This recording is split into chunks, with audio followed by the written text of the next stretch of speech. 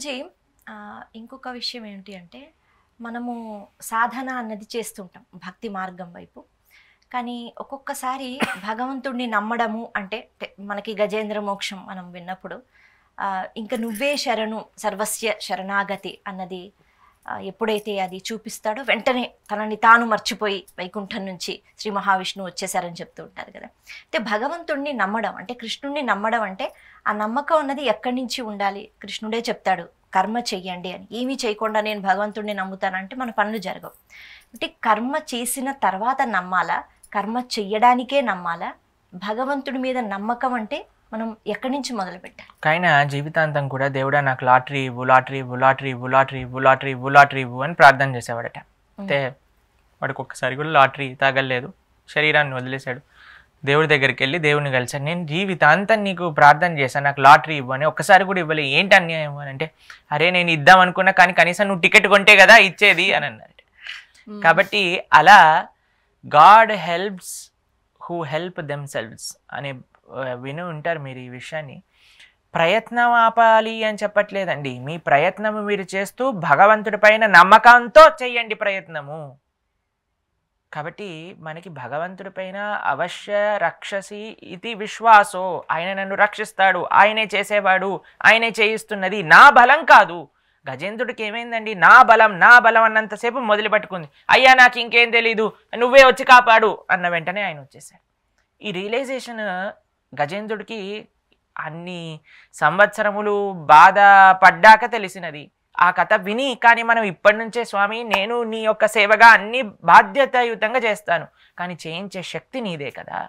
ప్రహ్లాదుని హిరణ్యకశిపుడు అడిగినప్పుడు నీకు ఎక్కడి నుంచి వస్తుందిరా ఈ బలం అని అంటే, బలయుతులకు దుర్బలులకు బలం ఇవ్వడు, నీకు నాకు బ్రహ్మాదులకు చేశాడు. ప్రహ్లాదుడు తన కర్తవ్యాలన్నీ చేశాడు. ఎలా?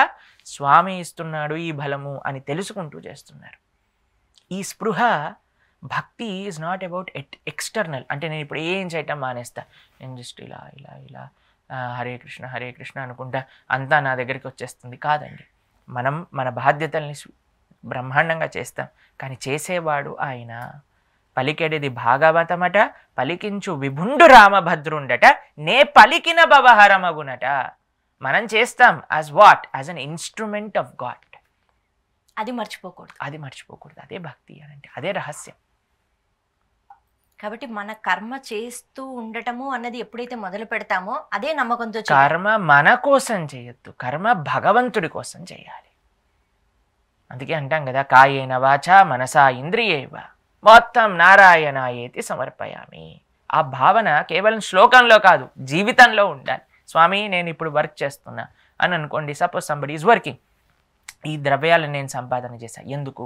దీన్ని ధార్మికంగా ఉపయోగిస్తాను, కుటుంబ పోషణకి ఉపయోగిస్తాను, సమాజ సేవకు ఉపయోగిస్తాను, దేశ సంరక్షణకి ఉపయోగిస్తాను, భగవత్ సేవకి ఉపయోగిస్తాను, గోసేవకి ఉపయోగిస్తాను, భగవద్భక్తుల యొక్క సేవకి ఉపయోగిస్తాను. మా గురువు గారు చెప్తారు, earn with integrity and spend with compassion అని అంటారు. ఇప్పుడు ఏమైపోతుంది? ఇంటిగ్రిటీ లేదు. అందరూ కూడా ఎలా ట్యాక్స్ ఎలా కట్టకూడదు, ఎలా మనం కరప్షన్ చేయాలి, ఏంటి అన్ని లోబులన్నీ చేసుకొని అవైదికంగా సంపాదన చేస్తున్నారు, తెచ్చిందంతా దాచిపెట్టుకుంటున్నారు. ఇది ప్రాబ్లం అన్నమాట. కాబట్టి మనం ఎప్పుడైతే భగవంతుడి కోసం, కృష్ణుడికి ఇది నచ్చుతుందా, నేను ఇలా ఉంటే అని పరిశీలన చేసుకొని మనం ఏది చేసినా సరే మన బాధ్యత. అర్జునుడు నేను నా బాధ్యతని నిర్వర్తించను అని చెప్పాడు, కృష్ణుడు నీ బాధ్యత నిర్వర్తించాలి అని చెప్పి భగవద్గీతను బోధించి యుద్ధానికి పంపించినారన్నమాట. కాబట్టి బాధ్యతలను వదిలేయటం కాదు, బాధ్యతలు సక్రమమైన భావనలో చేయటమే భక్తి. భగవత్ ప్రీత్యర్థం.